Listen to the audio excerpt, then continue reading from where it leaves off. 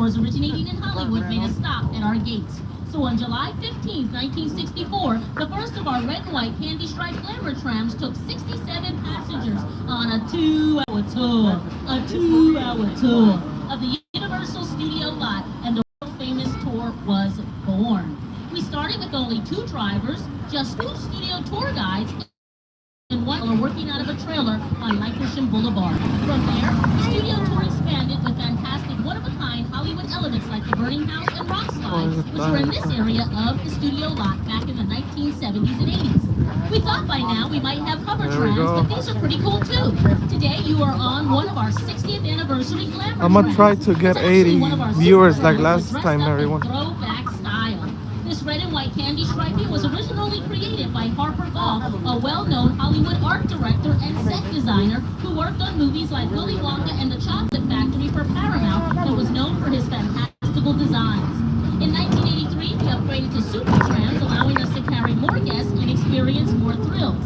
And then, in the year 2000, we added onboard video, turning the tram into a movie theater on wheels. And in the past 5 years, get this, we've gone electric. So let's see where the studio tour will take us today. Ooh, the suspense. I can hardly stand it. We're going to start by heading into the front lot where we're driving in between the studio and the theme park. Because over there on the right is Super Nintendo World, our newest theme park attraction. However, in this very area of our lot during the 60s and 70s, did you know guests would get off of the tram to visit the dressing room of comedy legend Lucille Ball, or sent to the office of Oscar-winning costume designer Edith Head, giving them the chance to explore facets of Hollywood not previously accessible to the public before 1964. By the 1980s, this was the home to the Preview Center, a popular stop on the tour that included the special effects stage. And speaking of stages, on your left, No problem. we're currently driving past 5 of the 36 I sound got stages you. that reside on our property.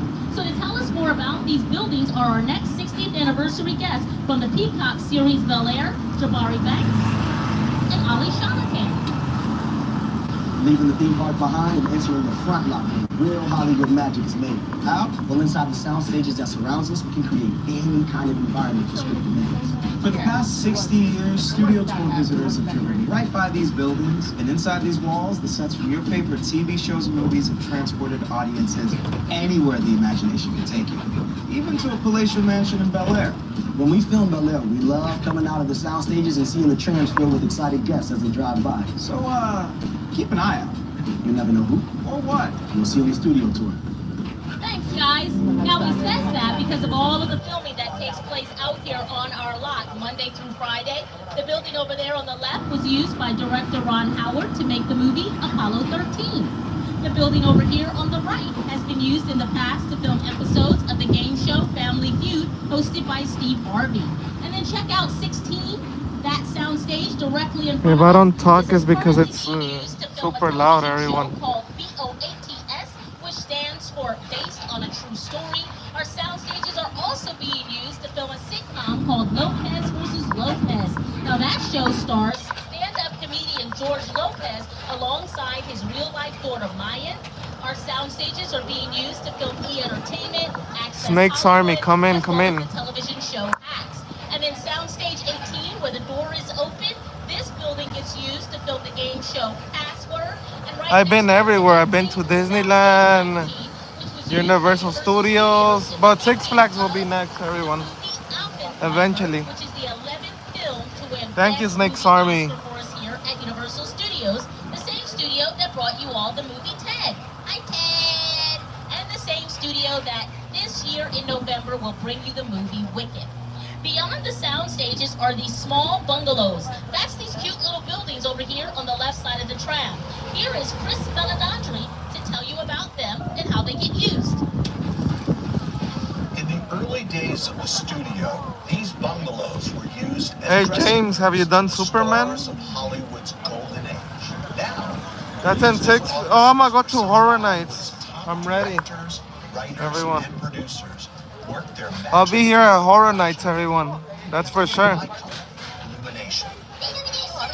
At Illumination, we've made some of the most successful animated films in box office history, including Despicable Me, The Lorax, Secret Life of Pets, Minions, Sing, The Grinch and the Super Mario Brothers movie. And the team is hard Yeah, Six Flags is Magic Mountain, everyone.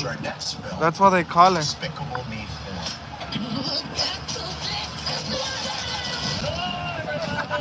I'm kind of scared of those roller coasters, everyone.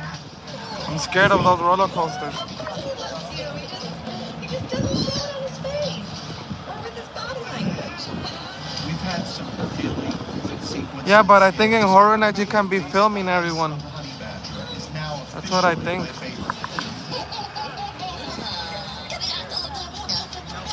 What it comes down to is the emotional through line, and I believe that that's why these movies have stayed in people's hearts. But that's it for the Universal Studios front lot. Because we're about to cross the imaginary boundary onto the back lot, where we have exterior sets for many others. I have many cameras on me, everyone. Years, studio tour guests have seen these locations turned into big cities, quiet suburbs, even that guy's hometown. Yeah, that guy. For countless movies and TV shows. This is Universal's Metro Hey, Matthew the Sets. King, do you always watch my videos every day? Let me know. Comment down below. Hi, I'm David Because you're always in here. And I'm Allison Tolman. We're on the set of our new kid sitcom, St. Dennis Meadow. You know, they say laughter is the best medicine. You know, I'd say penicillin is a close second.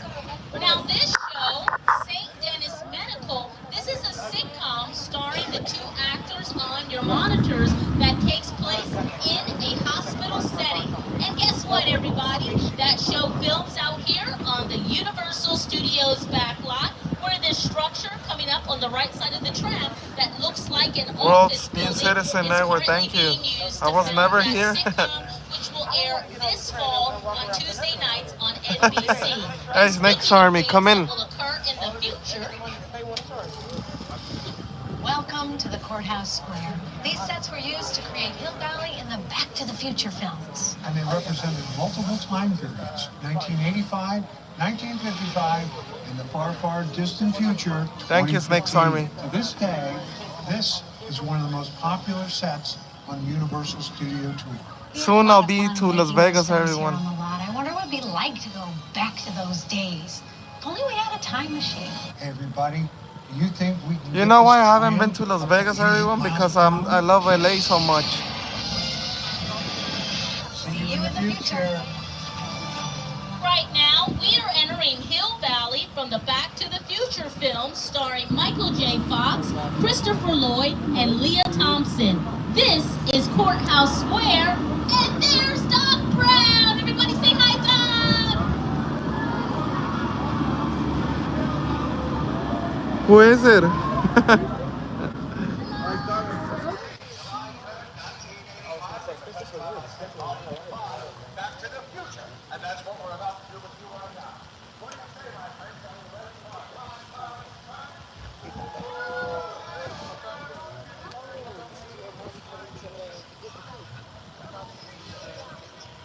We shouldn't disturb the space-time continuum for too long, so let's say goodbye to Doc for now. I'm sure we'll see him in the future. Bye, Doc.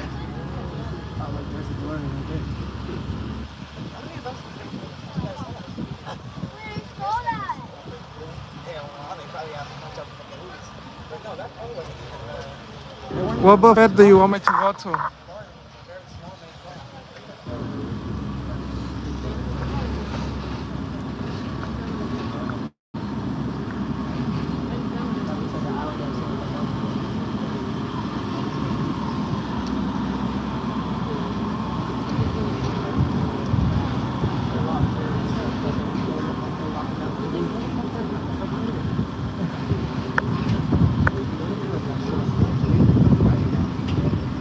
Courthouse Square still has many structures that were built in the 1940s, but the rest of our metro sets, the buildings you're looking at You on want me to either side film of the Hard track Castle are or- considerably newer.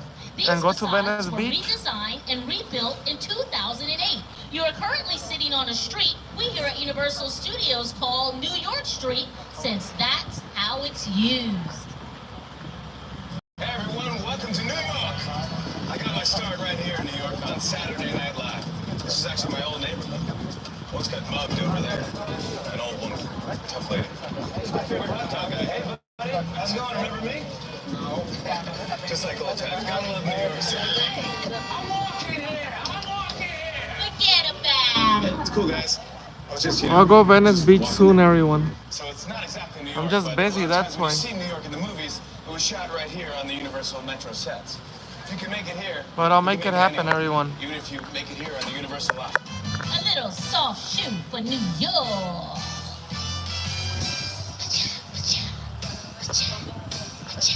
You all can see this street playing New York in the movie Spider-Man 2 starring Tobey Maguire and Kirsten Dunst, because it makes a lot more sense to do the filming out here in California using this street than to tie up Manhattan traffic on a Wednesday afternoon.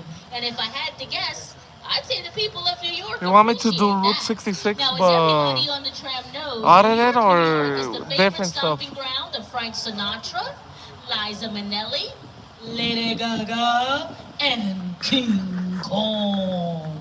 In fact, this area used to be home to a studio tour classic. Here's one of the stars of Universal's 2005 version of King Kong, Jack Black, to tell you all about it.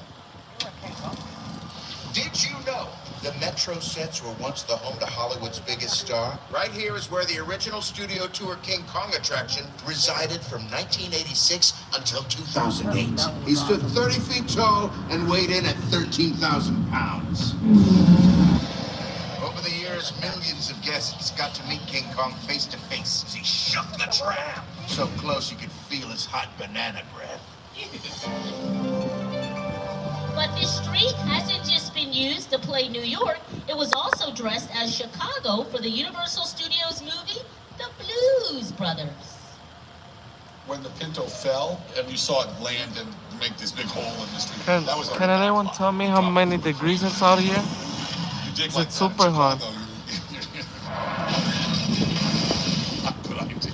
When people ask me, all of the movies I've ever done, what's the most satisfying, the most fun, I've got to say Blues Brothers. You got to sing, you got to dance, got to drive, train for the best stunt people in the world, and got to be an actor and a writer. So it was a good piece of work. Danny called John America's Guest because just to walk into anybody's house. During the shooting of the movie, John was missing, we couldn't find him. Danny went off looking for him, saw a light on in this one house, and knocked on the door. I said, sir, we're doing a movie down here, we're looking for one of our actors. Oh, John, yeah, he's on my couch. He came in, he had a snack a couple hours ago, he's sleeping.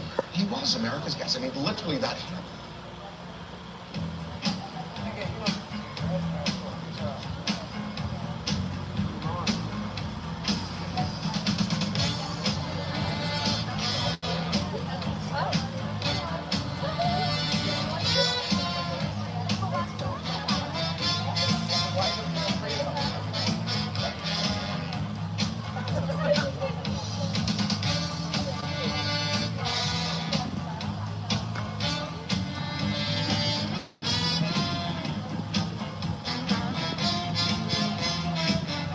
Damn, then it's So hot, everyone. how That's why. do we do it? Did you know whenever Universal Studios makes a new movie or a television show, they don't build a new set for each new production. In fact, they never build a new set, and I'll tell you why. It's Universal Studios' hope and belief that when you and I are watching something, they hope that 95 we're so busy degrees, everyone. following That's the why it's story. burning here. Come on now. Who in the world is paying attention to the buildings in the background? So they simply reuse the same sets they already have over and over and over again. It's one of the reasons over 3,000 movies have been filmed out here on our studio back lot. After they finish writing the script, they have people called production designers. Now it's that person's job to research every single detail that has to do with the time period in which the movie will be set. For example, Ireland, 1862.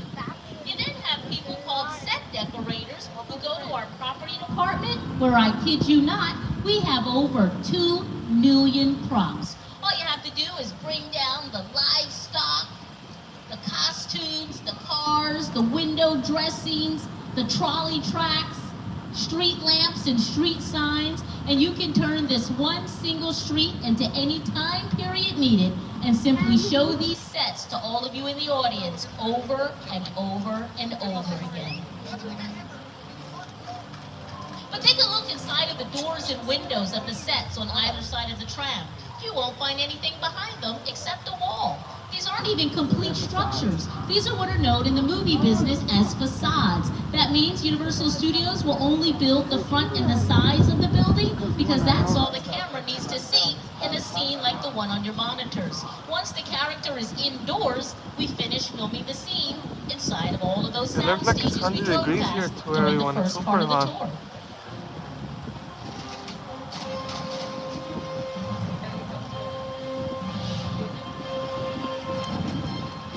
Tomorrow I'm gonna celebrate everyone. Get your cameras ready July for 4th. some studio tour history. Coming up at the top of the hill, we're going to show you two studio tour classics. I'm talking about the collapsing bridge and the runaway train.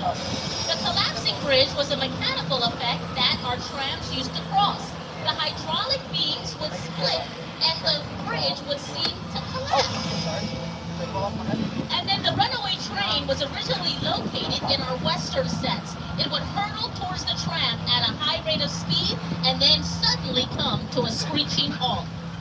You all can see those two attractions I just described. So right now we're gonna enter the over King here Kong, on the everyone. right side of the tram.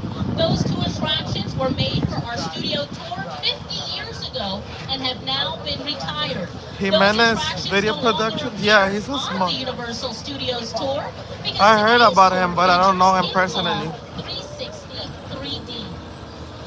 It's the original King Kong that made it. I saw that movie on TV when I was about 8 or 9 years old, and I wanted to become a filmmaker. I like films that just take you away from your real life and sweep you up an adventure. Kong literally does that. I mean, you're on board the ship, you're sailing to a lost island, you're encountering monsters and creatures from prehistoric times. So I was thrilled when Universal invited me back to Skull Island. And it's great to have you along for the ride. Now we have created this 3D immersive experience, so you're going to Who's have to have your Jimenez? glasses I don't know ready. who's Don't come Jimenez. yet. Just Who's that put in guy? your hand because we're about to return to Skull Island. Not only are we about to return, we have arrived. The only thing the driver and I ask is that you please remain seated during the entire attraction. It's not free, keeping you have your to pay arms, to legs, get on hands, this. and feet inside of the tram. Now, if you have small children with you today, let's say their feet don't quite touch our tram floor, we suggest you seat them toward the center of the rows and away from the outside gates.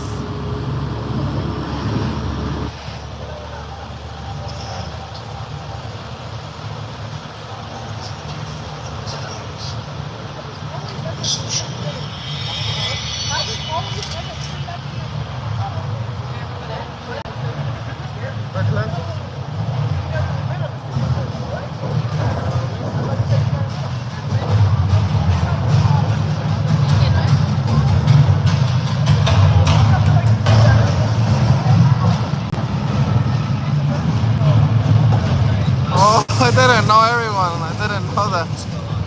Crazy.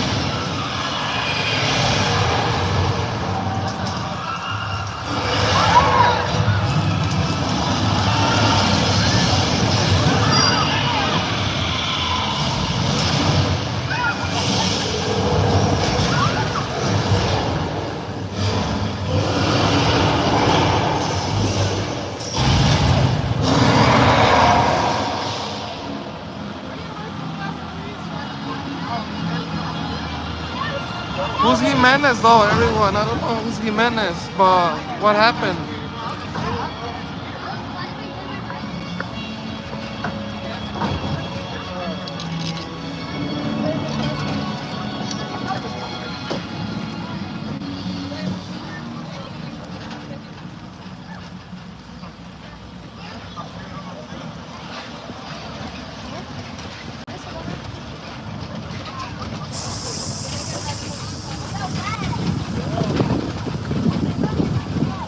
And that, everybody, was King Kong 360 3D, one of the largest, most intense 3D experiences in the world.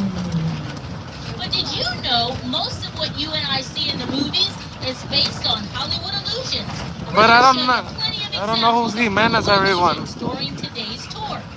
For example, this is an area of our studio backlot that we call London Square. It allows filmmakers to create a bit of London, England, right here in sunny Southern California. You all are so cute. I hate to ruin it for you, but I'm gonna do it.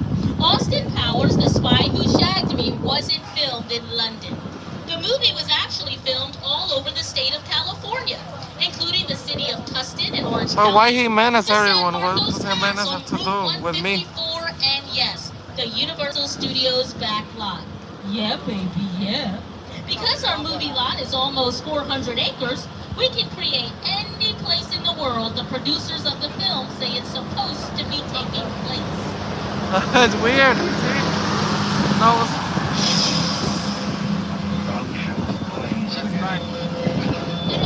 And if you'll do me a favor and take a look on the right side of the tram at this beautiful mural, painted for us by artist Tristan Eaton on your monitors, you can see how that mural came to an existence.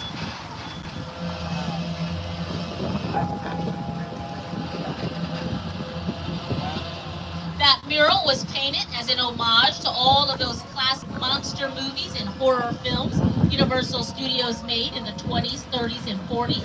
but for real, I do have a There question. on the What left happened side to of the tram, Alcor? Soundstage 30, as you can see from the V I have one question, painted on everyone. the building, that is where they filmed What the happened NBC to them? television show, The Voice.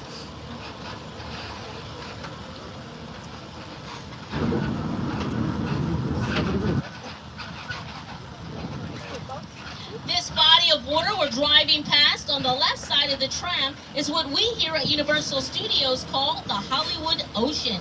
It is over there in 1974 Everybody smash the like that button. we added the parting of the Red Sea to the studio tour, inspired by the classic film The Ten Commandments, a Paramount picture. The star of the movie on your monitors, Charlton Heston, made an appearance to part the waters for our guests. The glamour tram seemed to drive right through the lake and give everyone on board a sea level view.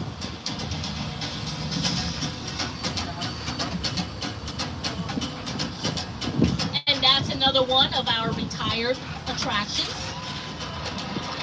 This tram is overloaded. Tell them they can walk on water. It's part of the tour.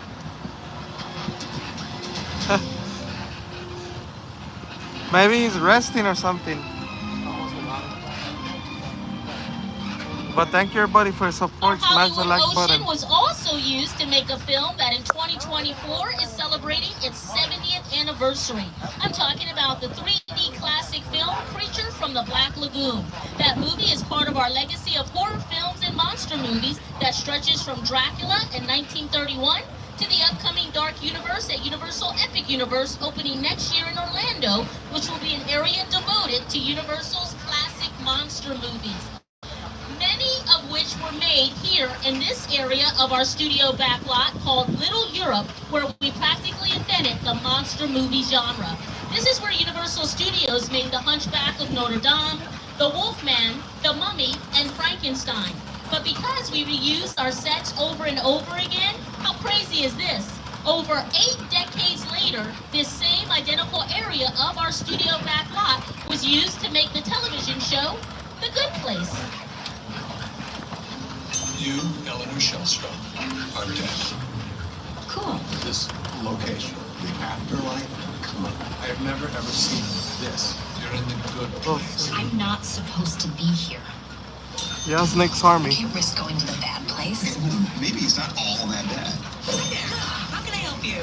What is the bad place like? Well, it doesn't sound awesome.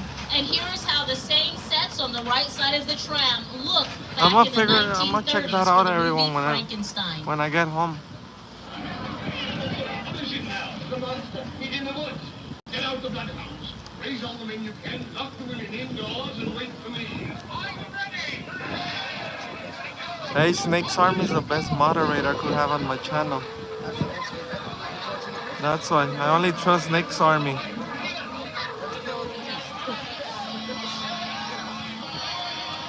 Yeah, in the 1885, it was different, everyone. That's a little bit different.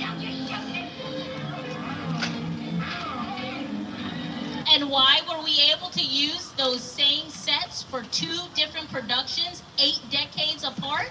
Because there isn't one single person on the planet that ever watched an episode of The Good Place and said, hey, yo, wait a minute. Ain't that where Frankenstein used to live? That doesn't happen. I think of Universal, we think of monsters. Dracula, Frankenstein, Wolfman, Bride of Frankenstein, The Mummy. The Hunchback of Notre Dame, The Invisible Man, Phantom of the Opera. Classic films are just brilliantly made. That's In the 85, there was a different ride, so you got into Nice. It was different, the tour. And I was just mesmerized by it. Boris Karloff, Lon Chaney. I remember the original Universal Studios Mummy movie really scaring me. They still ring in our memories now. We love them. Now, when Universal Studios made the movie Dracula, using the sets on the right side of the tram back in 1931, they knew they were on to something good. Because what they discovered was people in the audience like to be scared. Boom! See? You love that. So after they made this movie Dracula, they wanted to make their next monster movie, Frankenstein. Only one big problem. I am Dracula. This is actor Bela Lugosi, who had just starred in the film Dracula. So we wanted him to star in our next horror film, Frankenstein. But when we gave him the script, he looked at it, he read it, and he was like, yo, why you trying to play me like that, dude? No, he didn't say that. It was 1930. But seriously, did you know in the first Frankenstein movie, Frankenstein has no dialogue. He just walks through the entire film going, He says not one word for over an hour. And Bella said, I am too big of a star for this nonsense. I'm not doing that role. Well, Universal Studios was so scared they weren't going to be able to make the movie. But alas, they found a day actor down at the sound stages, Boris Karloff. Not only did Boris Karloff take the role of Frankenstein, he went on to become the #1 monster movie celebrity of his generation. And Bela would later say it was a decision he regretted for the rest of his entire life. Now look at this next this is a picture real of Boris person Karloff. talking. You see how hot it is today? The Frankenstein outfit weighed 48 pounds. He sweat so much in the California heat, making that movie over there on the right side of the tram. Look at him. He lost 20 pounds making that film, wearing that 48-pound outfit. Now when he came on camera, looking like this, people were passing out and fainting in the movie theaters. Look how scared this lady is.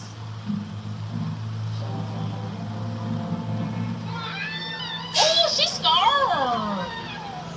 Now we have to do a lot more in 2024 than put green makeup on an actor to scare anybody in the audience. That's not gonna work.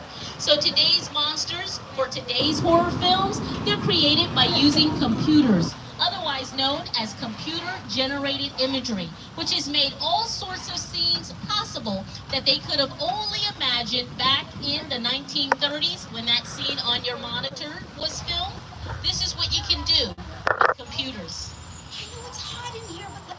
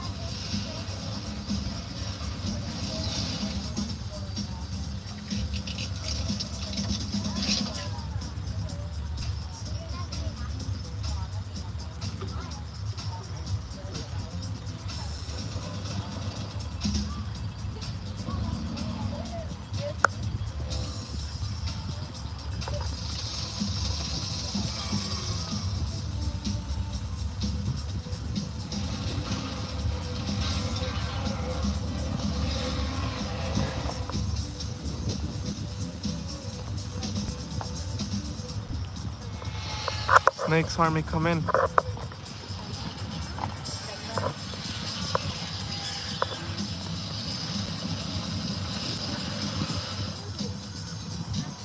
Thank you.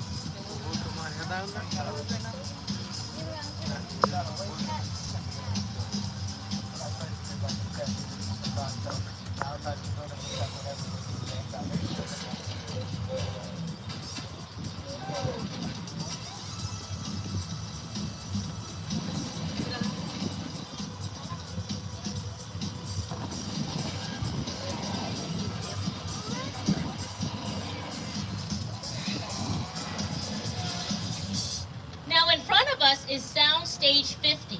You may know that last year we closed the earthquake attraction that stood on this part of the lot for decades. That's because we've made way for this new, unrivaled, state-of-the-art soundstage that is already in high demand. And yes, there is filming going on inside right now. But we have made arrangement with production to travel right through those elephant doors to see what happens inside of a stage. As we prepare to make our way into this soundstage, our tour is approximately at the halfway mark. So I just want to remind everybody to remain seated during the entire tour. The studio is private property, and if you drop your phone or just can't wait to use the restroom, pull the cord above your head to get my attention, and I will be back to assist you. But do remain seated while on the tram. Take a look at this. Soundstage number 50 has been decorated for a highly anticipated production. This building is actually Hollywood's only two-level soundstage. Check out the detail. The first floor is decorated like a subway station, and this is what is known as the... Anyway, this is what is known as the... What happened to the monitor?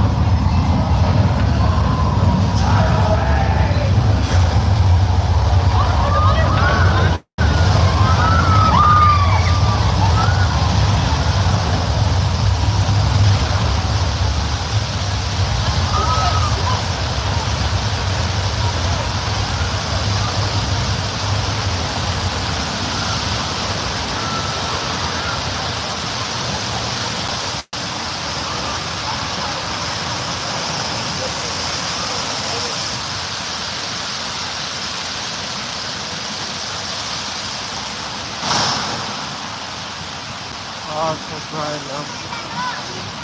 Everyone.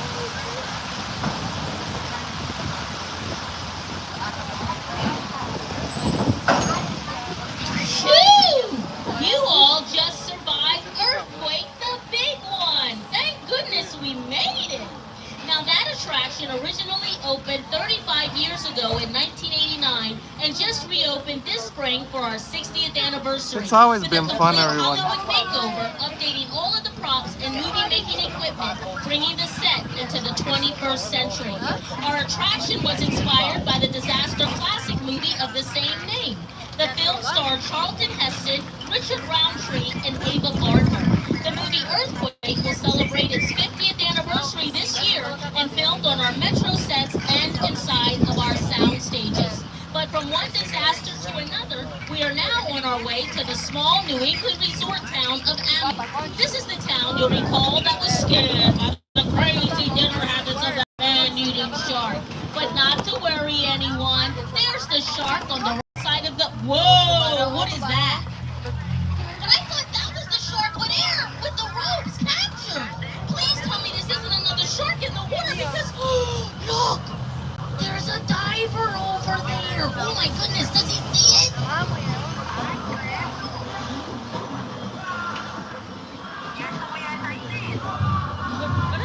Oh, guys. I think we're gonna need a bigger tram.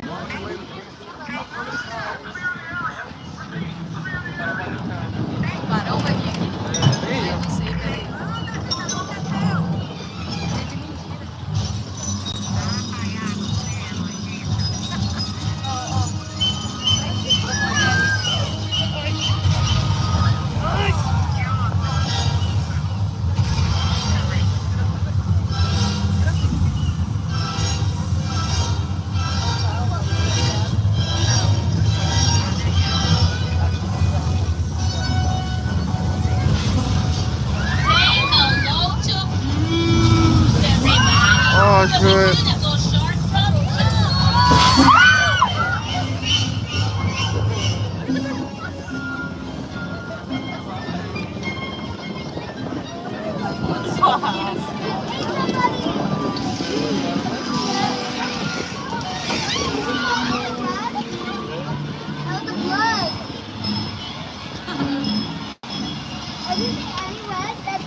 Now, before you decided to take a break from the theme park and take a tour of our studio lot, did you know creating weather effects is very challenging for filmmakers?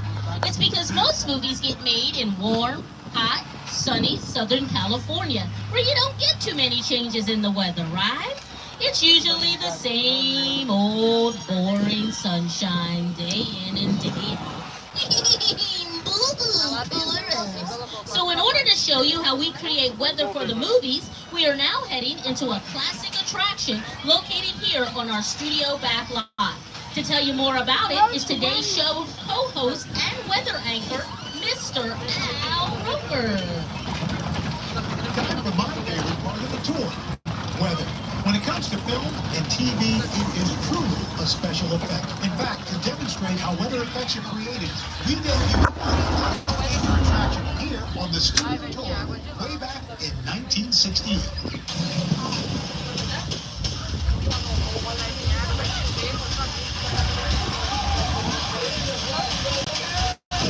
Welcome to the only part of the back lot with a 100% chance of rain.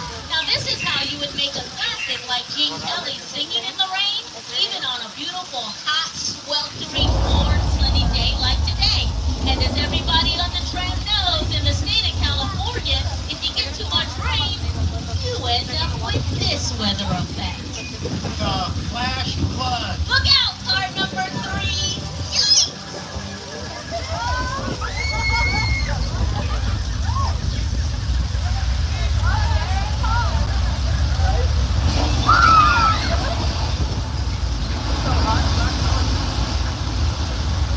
And since the whole purpose of today's tour is to take you behind the scenes of an actual Hollywood movie studio and show you how films get made, what the driver and I just showed you in person, well, here's how it looked on the big screen.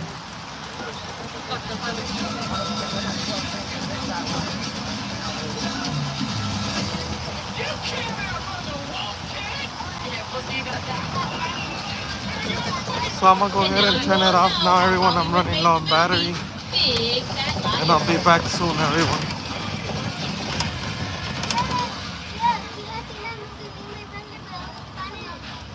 But right now, we are about to show you some of the oldest sets still standing on our property.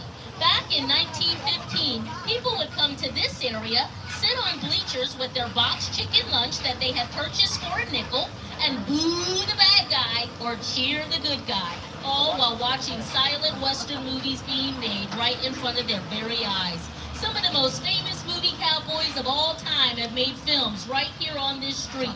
People like Hoot Gibson, Audie Murphy, Jimmy Stewart, and the man who has an airport named after him, John Wayne, the Duke himself, cowboy.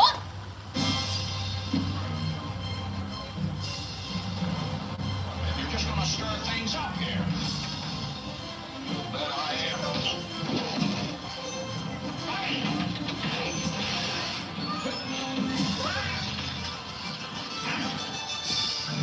Dare you hit that man?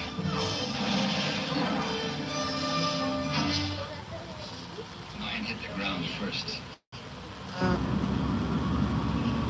Mine was taller.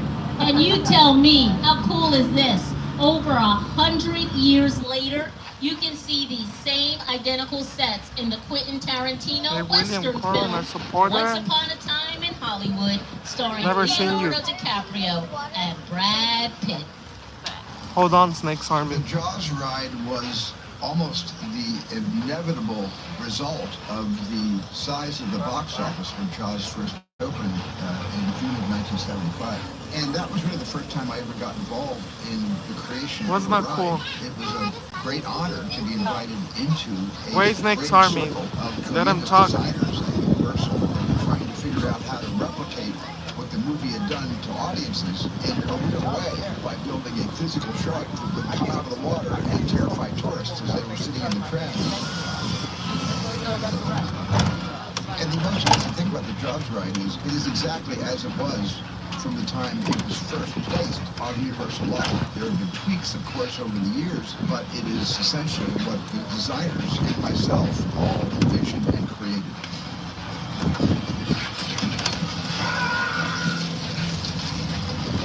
I'm done bashing the shark.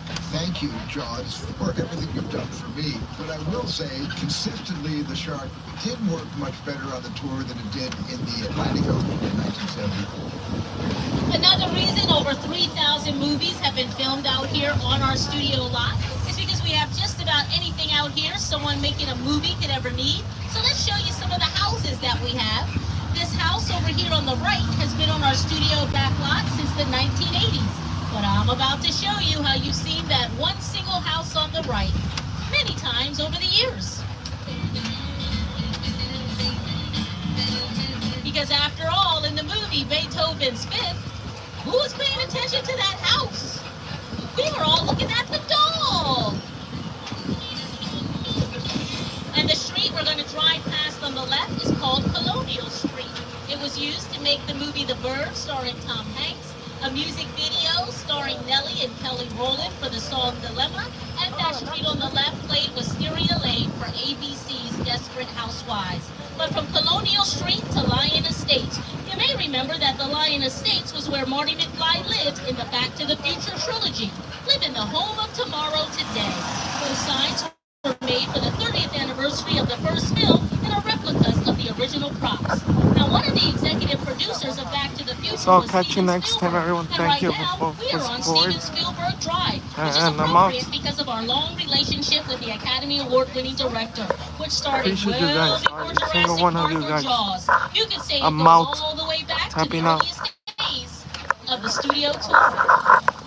My entire career began with my relationship with Universal Studios just as a high Thank you school for watching the kid on a live. tour I'm out. bus. Remember, in those days, there weren't trams, there were buses called the Gray Line.